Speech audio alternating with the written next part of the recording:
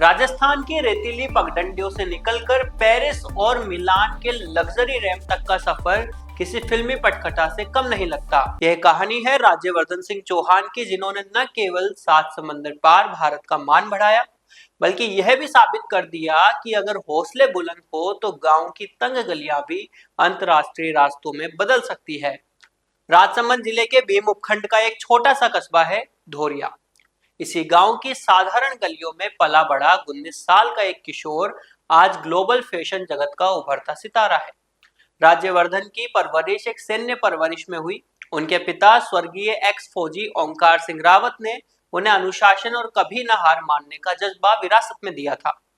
ज्यादातर युवाओं की तरह राज्यवर्धन भी मेडिकल की प्रवेश परीक्षा नीट की तैयारी कर रहे थे, लेकिन कुदरत ने उनके लिए एक अलग ही मंच तैयार किया था। उनकी कद काठी और व्यक्तित्व को देखकर एक मित्र ने उन्हें मॉडलिंग में हाथ आजमाने की सलाह दी। नीट की परीक्षा के बाद उन्होंने एक मॉडलिंग एजेंसी में आवेदन किया और जल्द ही उन्हें एनॉन मॉडल्स के जरिए सपनों की नगरी मुंबई बुलाया गया।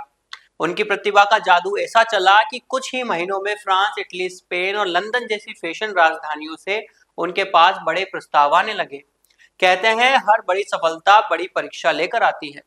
जब राज्यवर्धन के करियर की उड़ान शुरू होने ही वाली थी, तभी 22 नवंबर 2025 को उनके पिता ओंकार सिंह रावत का निधन हो गया। पिता जो उनके सबसे बड़े मार्गदर्शक और ढाल थे, उनके चले जाने से राज्यवर्धन टूट गए। लेकिन पिता का वह सपना जिसमें उन्होंने अपने बेटे को हमेशा ऊंचाइयों पर देखने की चाह रखी, राज्यवर्धन के लिए आगे बढ़ने की ताकत बना। पिता के निधन के गम को सीने में दबाए अपनी जिम्मेदारी और सपनों को कंधे पर उठाकर राज्यवर्धन 4 जनवरी को पेरिस पहुंचे। वहां जो हुआ उसने इतिहास रच दिया। मात्र 19 साल की उम्र में उन्होंने भारतीय ब्रांड कार्तिक रिसर्च के लिए अपना इंटरनेशनल डेब्यू किया। इसके बाद उन्होंने इटली के मशहूर ब्रांड रोवेन रोज के लिए रैंप वॉक किया। राज्यवर्धन की यह सफलता उन सभी युवाओं के लिए करारा जवाब है जो संसाधनों की कमी का रोना रोते हैं। उन्होंने साबित कर दिया, अगर इरादे फौलादी हो और माता पिता का आशीर्वाद साथ हो तो राजस्थान के एक छोटे से गांव से निकलकर दुनिया का कोई भी मंच छोटा पड़ जाता है।